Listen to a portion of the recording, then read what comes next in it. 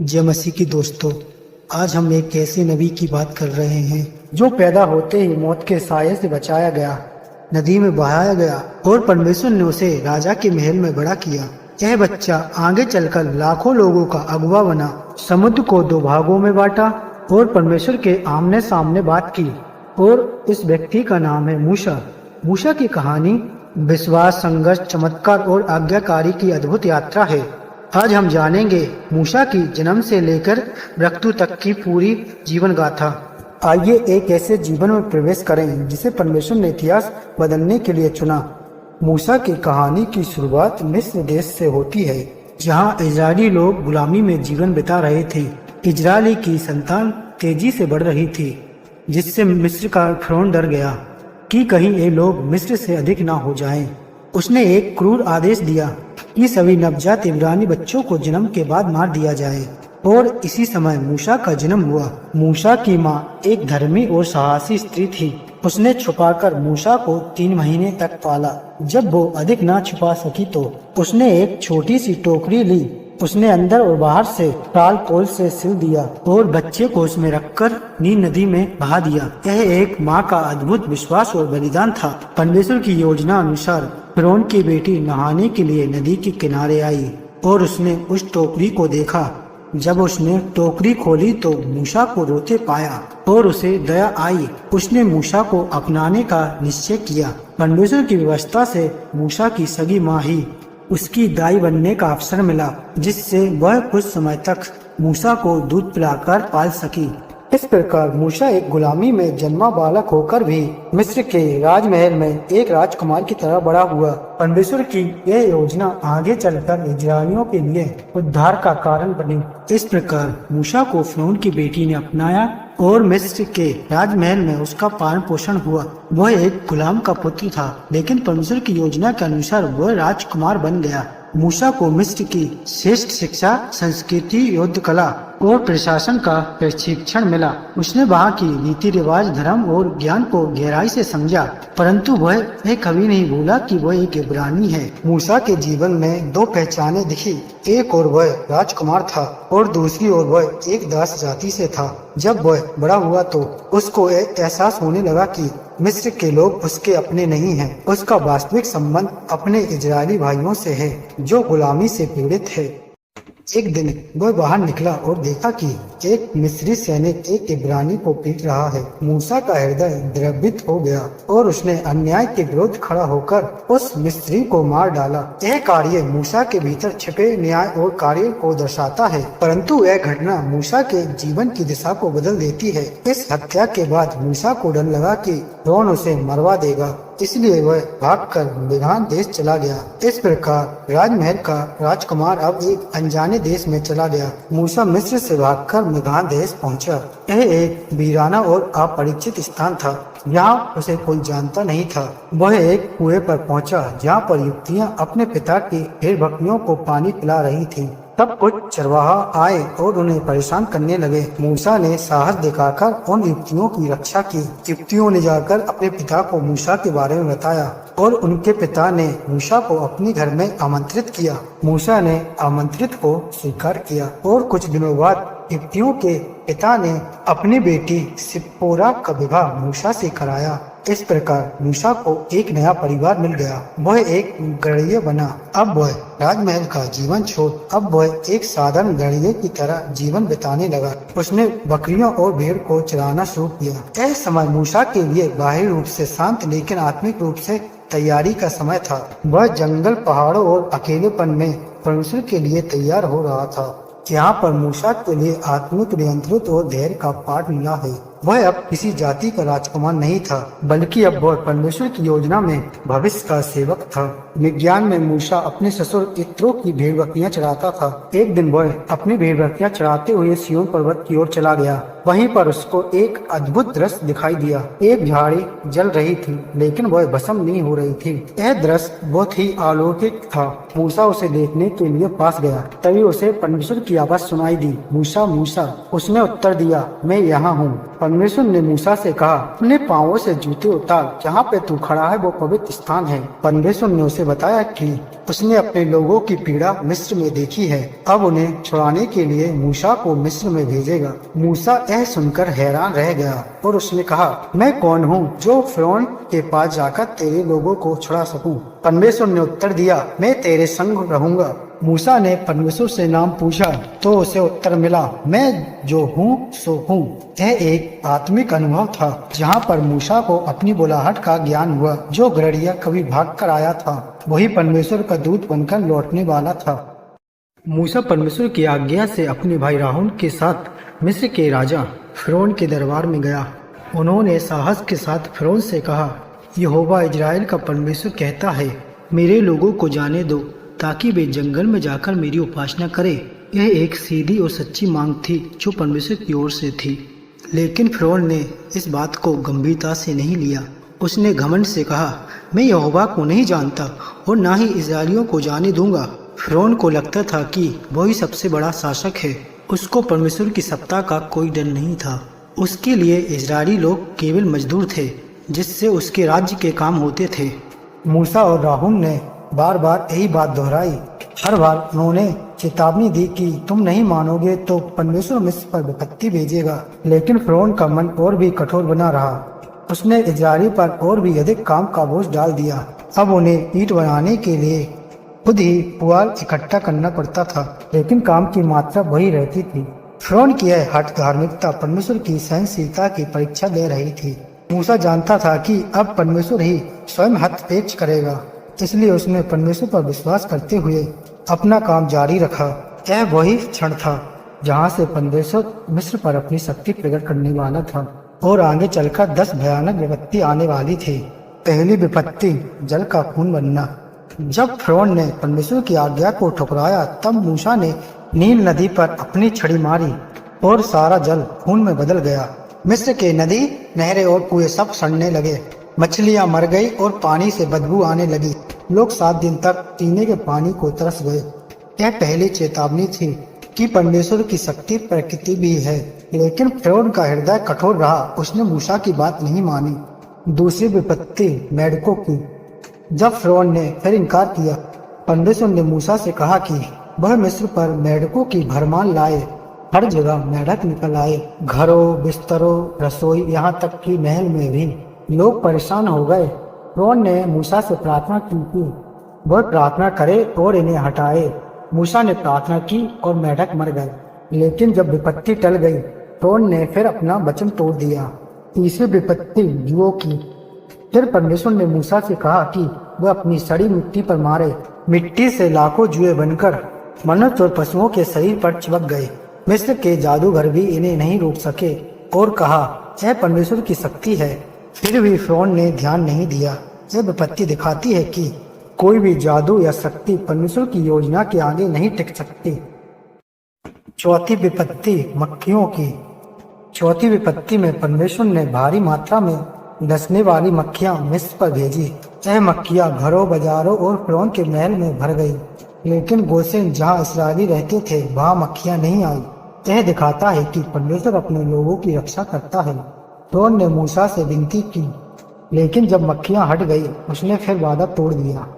पांचवी विपत्ति, पशुओं की मृत्यु। अब परमेश्वर ने फिरौन को फिर चेतावनी दी कि अगर वह नहीं मानेगा तो मिस्र के सभी पशु मर जाएंगे। जैसे ही उसने इनकार किया, मिस्र के गाय, बैल, भेड़, बकरियां सब मर गए। लेकिन इजरायलियों के भेड़ बकरियां सभी सुरक्षित थे। यह एक बहुत बड़ा ही अत्यधिक नुकसान था। फिर भी फिरौन का दिल कठोर रहा। छठवीं विपत्ति, फोड़े और घाव। परमेश्वर ने मूसा को राख को हवा में उड़ाने को कहा। यह राख पूरे मिस्र में उड़ गई और इंसान व जानवरों के शरीर में फोड़े और घाव आ गए। मिस्र के जादूगर भी इन घावों को बचा नहीं सके। दर्द, जलन और असहनीय पीड़ा के बावजूद भी फिरौन झुकने को तैयार नहीं था, परंतु परमेश्वर को न्याय स्पष्ट हो गया। सातवीं विपत्ति, ओलों की बारिश। मूसा ने चेतावनी दी कि भारी ओलों की बारिश होगी और यदि लोग व जानवर घरों से नहीं लाए गए। कुछ मिस्रियों ने बात मानी और कुछ ने नहीं मानी। फिर भारी आग और ओले गिरने लगे। खेत, पेड़ और जानवर सब नष्ट हो गए, लेकिन इजरायलियों का क्षेत्र सुरक्षित रहा। फिरौन ने माफी मांगी, लेकिन विपत्ति के जाते ही फिरौन का दिल बदल गया।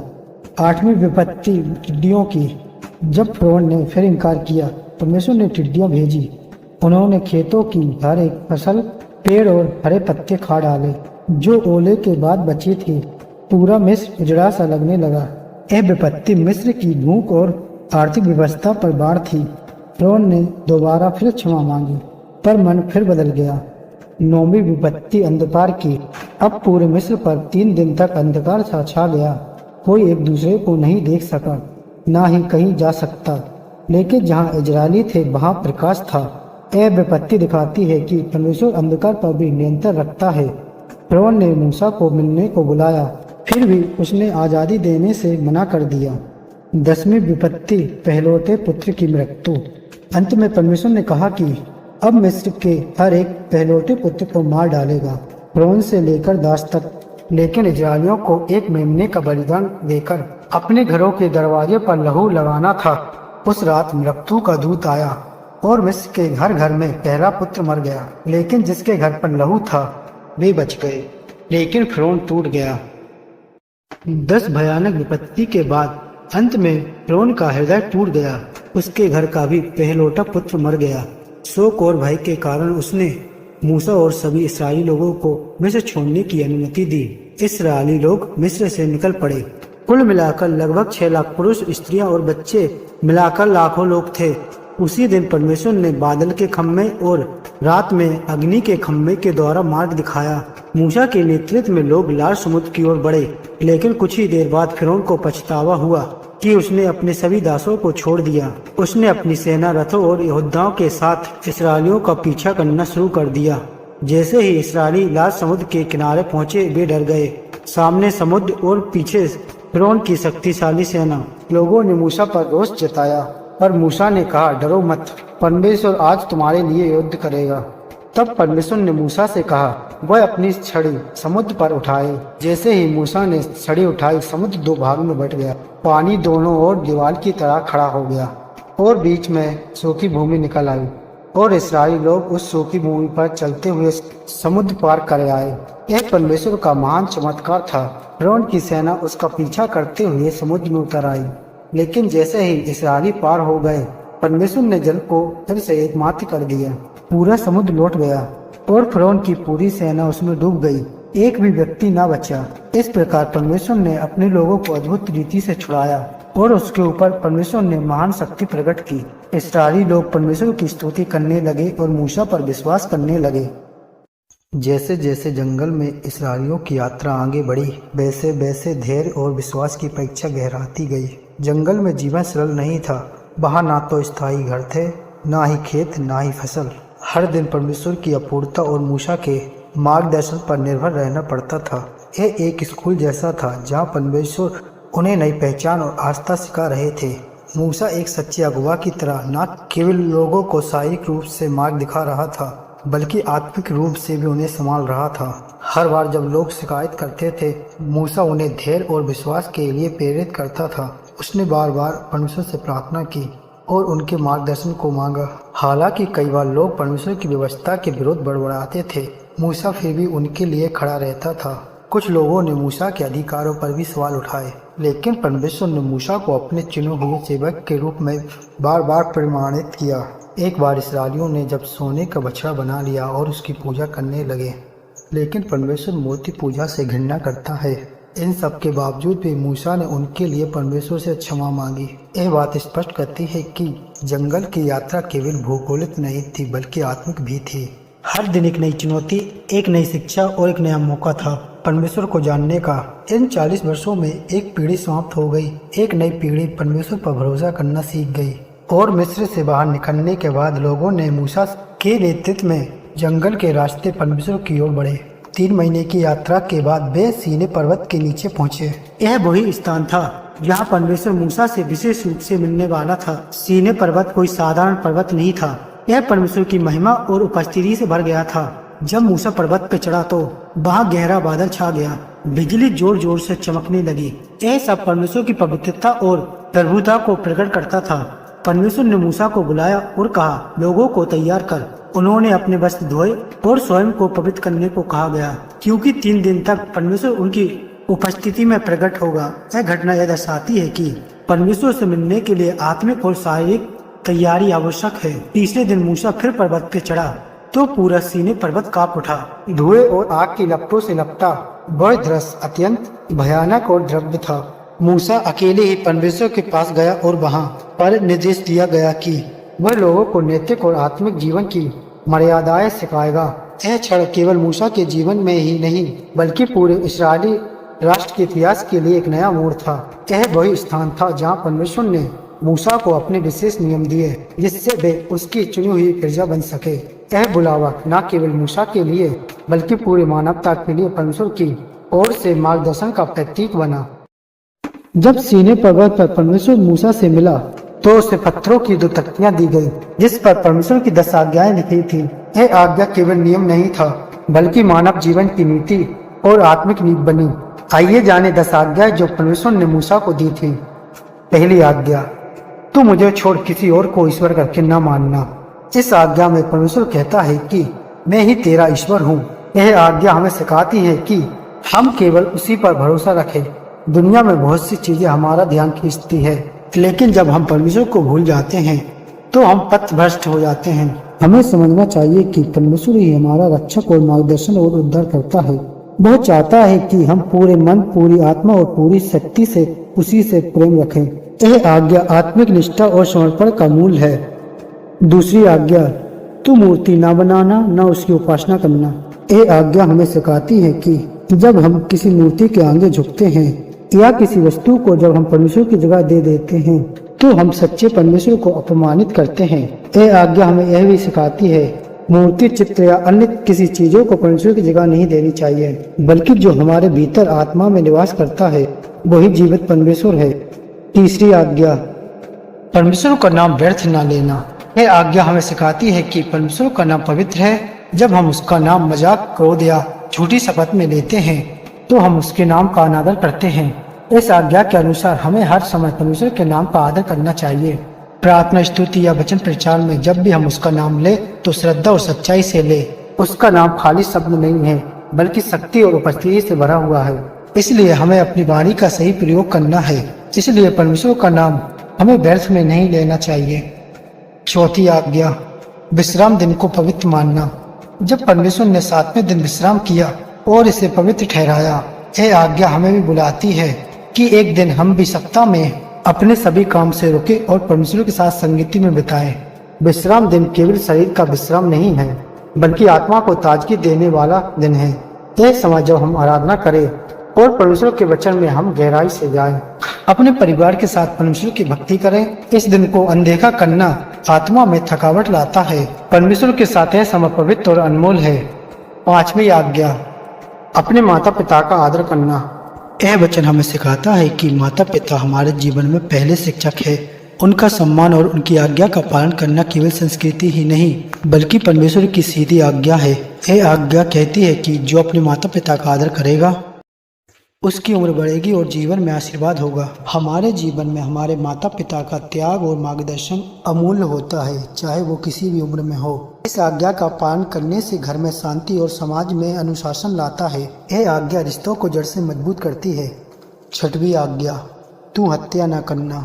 यह आज्ञा हमें सिखाती है कि प्रत्येक जीवन परमेश्वर का दिया हुआ उपहार है। यीशु ने हमें सिखाया कि अपने भाई से क्रोधित होना भी हत्या के समान है। इस आज्ञा का पालन करते हुए हमें दूसरे के जीवन का सम्मान करना चाहिए। जब हम अपने व्यवहार में किसी का हृदय तोड़ते हैं तब भी हम हत्या के दोषी हो सकते हैं, इसलिए आत्मा से भी जीवनदायक बनो। सातवीं आज्ञा, व्यभिचार न करना। यह वचन हमें सिखाता है कि विवाह एक पवित्र बंधन है जिसमें विश्वास, प्रेम और ईमानदारी अवश्य होनी चाहिए। इस आज्ञा में परमेश्वर हमें सिखाता है कि तुम विवाह के बाहर किसी अन्य शरीर या भावनात्मक संबंध में न रहो। व्यभिचार केवल शरीर से नहीं बल्कि मन और नजर से भी होता है। यीशु ने कहा, जो मन में किसी स्त्री पर बुरी दृष्टि डालता है वह व्यभिचार के समान है। यह आज्ञा हमें पवित्रता और आत्मिक नियंत्रण सिखाती है। केवल शुद्ध हृदय और ईमानदारी संबंधी परमेश्वर को प्रिय है। 8वीं आज्ञा, चोरी न करना। परमेश्वर हमें सिखाते हैं कि हमें ईमानदारी से कामयाब और दूसरे के अधिकार का आदर करना चाहिए। चोरी से समाज में विश्वास टूटता है, आत्मा में पाप का बोझ आता है, चाहे वह छोटी से छोटी चीज या बड़ी से बड़ी चीज क्यों ना हो। परमेश्वर की दृष्टि में सब पाप होता है। यह आज्ञा हमें सिखाती है कि कर्म और परिश्रम ही सफलता का मार्ग है। ईमानदार व्यक्ति ही परमेश्वर की दृष्टि में योग्य है। 9वीं आज्ञा, झूठी गवाही ना देना। यह आज्ञा हमें सिखाती है कि सत्य परमेश्वर का स्वभाव है। जब हम किसी के खिलाफ झूठ बोलते हैं, चाहे अदालत में हो चाहे समाज में हो, हम परमेश्वर के विरुद्ध चलते हैं। यह आज्ञा हमें न्याय और सच्चाई की ओर बुलाती है। झूठी गवाही से निर्दोष को सजा और दोषी को छूट मिलती है, जो परमेश्वर की व्यवस्था को अपवित्र करता है। हमारे शब्दों में सच्चाई हो, केवल शब्दों में नहीं बल्कि हृदय में भी सच्चाई हो। यह आज्ञा चरित्र निर्माण का भी मूल है। जो सत्य पे खड़ा होता है वही परमेश्वर के साथ चलता है। 10वीं आज्ञा, दूसरों की वस्तु की लालच न करना। यह आज्ञा हमें सिखाती है कि लालच आत्मा को कमजोर करती है। जब हम दूसरों की चीजें देखकर ईर्ष्या करते हैं तो हम परमेश्वर की दी हुई आशीषों की कदर करना छोड़ देते हैं। यह आज्ञा हमें सिखाती है कि हम संतोष में रहें और हम अपने जीवन में परमेश्वर का धन्यवाद करते रहें। हर किसी को परमेश्वर ने अलग आशीर्वाद दिए हैं, इसलिए यह आज्ञा मन को शुद्ध और आत्मा को शांत रखने का मार्ग है। जब मूसा ने वादा किए गए कनान देश को दूर से देखा तो वह समझ गए कि उनका समय पूरा हो गया है। परमेश्वर ने पहले ही उन्हें बता दिया था कि वे उस देश में प्रवेश नहीं करेंगे। इसके बाद मूसा मोआब देश में पिसगा पर्वत की चोटी पर परमेश्वर की उपस्थिति में शांतिपूर्वक मरे। यह एक साधारण मृत्यु नहीं थी बल्कि एक दैवीय विदाई थी। सबसे अद्भुत बात यह थी कि स्वयं परमेश्वर ने मूसा को एक गुप्त स्थान पर दफन किया। बाइबल बताती है कि आज तक कोई यह नहीं जानता कि उनकी कब्र कहाँ है। यह इस बात का प्रतीक है कि मूसा की महानता केवल उसकी मृत्यु या स्मारक में नहीं बल्कि उसके कार्यों और उसके ईश्वर से संबंध में है। उसका जीवन पूरी तरह से ईश्वर की योजना और इस्राएल की अगुवाई में समर्पित रहा। मूसा को एक महान अगुवे, भविष्यद्वक्ता और ईश्वर के दास के रूप में याद किया जाता है। उन्होंने न केवल इस्राएलियों को मिस्र की गुलामी से निकाला बल्कि उन्हें ईश्वर की आज्ञाओं और व्यवस्था से भी परिचित कराया। उन्होंने पर्वत पर चढ़कर 10 आज्ञाएं प्राप्त की और लोगों को न्याय और धार्मिकता के मार्ग पर चलाया। मूसा की विरासत समय से परे है। उनके जीवन की शिक्षाएं, उनका धैर्य, उनकी प्रार्थनाएं और उनका परमेश्वर के प्रति समर्पण आज भी प्रेरणा का स्रोत है। उनकी मृत्यु के बाद भी उनका प्रभाव जीवित रहा। यहोशू ने अगुवाई संभाली, लेकिन मूसा की छाया इस्राएल के इतिहास में हमेशा बनी रही। मूसा की कहानी हमें यह सिखाती है कि जब हम ईश्वर पर विश्वास रखते हैं, उसकी आज्ञाओं का पालन करते हैं और लोगों की सेवा में नम्रता से काम करते हैं, तब हमारा जीवन भी एक महान उद्देश्य को पूरा करता है। यह कहानी हमें धैर्य, नेतृत्व, क्षमा और आत्मसमर्पण की सच्ची मिसाल देती है।